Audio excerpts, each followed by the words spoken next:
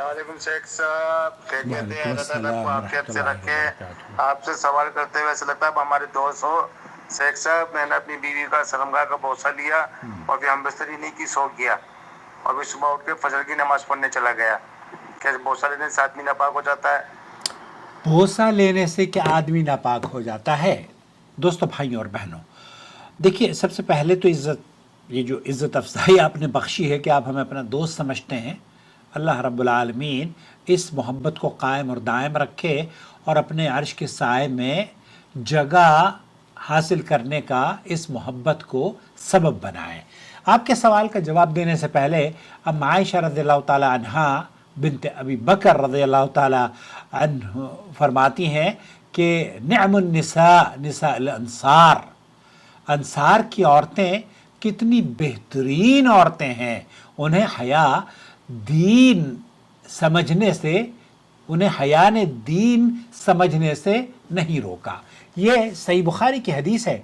ये हदीस बात की दलील है कि दीनी मसाइल चाहे वह अज़दवाजी और निजी ज़िंदगी से ताल्लुक़ ही क्यों ना रखते हों, उनमें सवाल करना और सही हुक्म जानना शर्म के ख़िलाफ़ नहीं है, बल्कि दीन की समझ का हिस्सा है। इसलिए ऐसे मसाइल को खुलकर इल्मी अंदाज में समझना और समझाना बेहद ज़रूरी है, क्योंकि ये इंसानी ज़िंदगी का हिस्सा हैं और शरीयत ने इनके अहकाम बिल्कुल वाज़ेह फरमाए हैं। अब आपने जो सवाल किया है कि सबसे पहले तो ये समझ लीजिए कि शरीयत में गुस्ल सिर्फ 3 बुनियादों पर, आम तौर पर जो बुनियादें हम और आप समझते हैं ना, वो वाज़ेह करना चाहता हूँ। एक तो ये कि जब आपने जिमा किया हो, यानी दुखूल किया हो अपनी बीवी से, और उसके बाद मनी या तो मनी खारिज हो जाए, वह एहतलाम में भी मनी खारिज हो जाए, तब भी दुखूल हो, बीवी से जिमा किया हो, या मनी खारिज हो, या फिर हैज़ और निफास वाली औरतें, हैज़ और निफास वाली औरतों को जब वो पाकी होती हैं तब इन पर गुस्ल वाजिब है, इन लोगों पर गुस्ल वाजिब है। इनके अलावा किसी भी अमल से गुस्ल लाजिम नहीं आता। महज बोसा लेना जिस्म के किसी हिस्से का, चाहे वो मियाँ बीवी के दरमियान इंतहाई क़ुर्बत वाला अमल ही क्यों ना हो, बज़ाते खुद गुस्ल को सिर्फ बोसा लेने से जिस्म का गुस्ल वाजिब नहीं होता। एक मरतबा फिर मैं आपकी खिदमत में पेश करूँ ताकि आप किसी तरह का शक और शुबा ना रहे। जब तक इनमें से कोई ऐसी चीज़ ना वजूद में आ जाए कि आपका जिमा हुआ हो, आपकी हमबिस्तरी हुई हो, मनी का नुज़ूल हुआ हो, मनी खारिज हुई हो, और इसी तरीक़े से या निफास और एहतलाम वाली औरतें या हैज़ वाली औरतों को, तो बहरहाल अब सवाल ये पैदा होता है, क्या मियाँ बीवी के दरमियान शर्मगाह को चूमने के बारे में सिर्फ चूम कर आप फजर की नमाज पढ़ने चले गए हैं? पहली बात तो मैं आपको बताता हूँ, शेख हैं शेख ज़ैद बिन मिस्फर अल बहरी, वो क्या फरमाते हैं इस ज़िम्न में।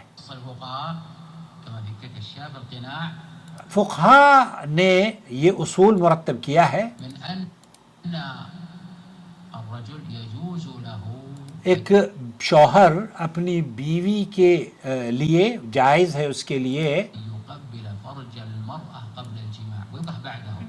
यहाँ बहुत से जो लोग हैं अहले इल्म का ये मौक़िफ़ है कि मुबाशरत करने से पहले अगर वो बीवी का बोसा लेता है, शर्मगाह का भी, तो उस पर, और ये इसी तरह के मसाइल हम पर जो भाई हमारे देवबंदी हजरात हैं ना, वहाँ दारुल देवबंद ने भी यही लिखा है। तो बहरहाल ये जायज़ है, लेकिन वो ये कहते हैं कि इस अमल से क्या वज़ू टूट जाता है? तो दोस्तों, भाइयों और बहनों, तकबील मरआ, बीवी के जिस्म से बोसो किनार करने से वज़ू नहीं टूटता। اب اسی ضمن میں بعض اہل علم نے یہ بھی بات ذکر کی ہے کہ شرمگاہ کا بوسہ لینا بھی اس عمومی اجازت کے تحت آتا ہے، کیونکہ شریعت نے اس کے بارے میں کوئی صریح ممانعت بیان نہیں کی ہے۔ اس لیے اصل قاعدہ اباحت یعنی جواز ہے، اور کسی چیز کو حرام کہنے کے لیے دلیل کی ضرورت ہوتی ہے، جبکہ یہاں کوئی واضح دلیل قرآن و سنت میں موجود نہیں ہے۔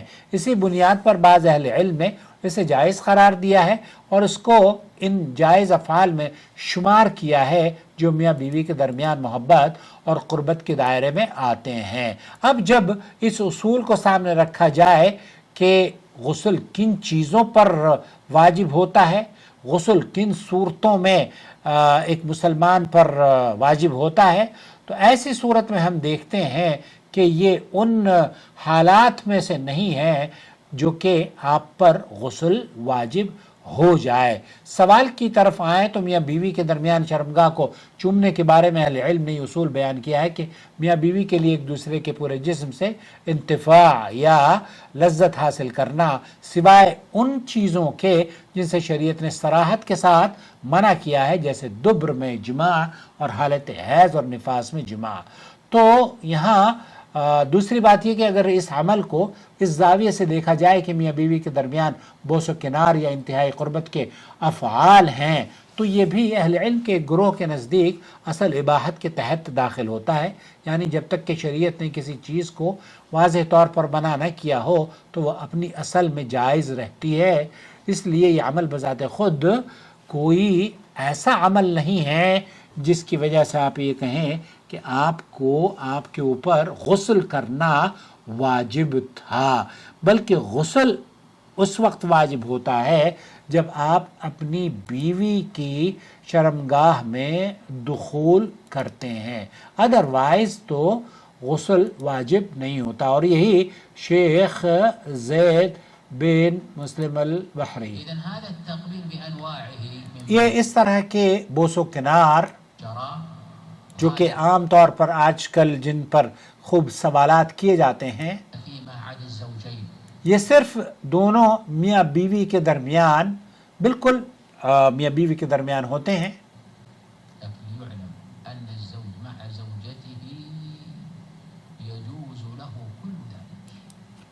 وہ یہ کہہ رہے ہیں کہ بیوی شوہر کے لیے اور شوہر بیوی کے لیے جن چیزوں میں قرآن و سنت نے منع کیا ہے، اس کے علاوہ تمام چیزیں جو لذت حاصل کرنا چاہتا ہے شوہر بیوی سے اور بیوی شوہر سے، اسلام نے جن چیزوں کو منع کیا ہے وہ بالکل واضح ہیں، اور جو منع نہیں کیا ہے اس میں اباحت ہے، حکم عام ہے، اور آپ لذت حاصل کر سکتے ہیں۔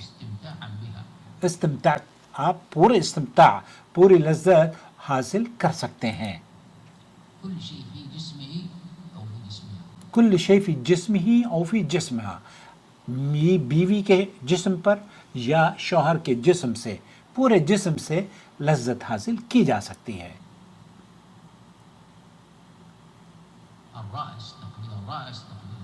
تقبیل الراس، تقبیل الشعر، فم۔ اللہ کے رسول صلی اللہ علیہ وسلم کی وہ حدیث بھی بیان کر رہے ہیں کہ اللہ کے رسول صلی اللہ علیہ وسلم اپنی بیویوں سے جب وہ حیض کی حالت میں ہوتی تھیں تو لذت حاصل کیا کرتے تھے۔ خیر، خلاصہ کلام یہ ہوا کہ اگر شوہر نے بیوی کا بوس و کنار کیا ہے تو بوس و کنار کرنے سے وضو آپ غسل واجب نہیں ہوتا، بوس و کنار کرنے سے غسل واجب نہیں ہوتا، اس لیے آپ کی نماز، فجر کی نماز انشاءاللہ تعالی مقبول ہے۔ تقبل اللہ منا ومنکم صالح الاعمال وکل عام وانتم بخیر۔ اور بہت اچھا لگا کہ آپ ہمیں دوست سمجھتے ہیں، بس آپ ہمارے ویورز کو بھی میں چاہوں گا کہ آپ بھی ہمیں اپنا دوست سمجھیں، اور اگر کوئی سوال ہو تو سوال کریں، اور لائک ضرور کیا کیجئے ویڈیو کو، تاکہ پتہ تو چلے اس چینل کی ویڈیوز کتنی پسند کی جاتی ہیں۔ شکریہ آپ کا۔ سبسکرائب ضرور کر لیا کیجئے چینل ہمارا، کیونکہ بہت سارے لوگ ہیں جو کہ سبسکرائب نہیں کرتے اور ویڈیو دیکھتے ہیں۔ ان کا خیر، آپ کا دیکھنا مقصد ضروری ہے، البتہ اگر آپ सब्सक्राइब कर लेंगे तो ये मेरे लिए अच्छा होगा।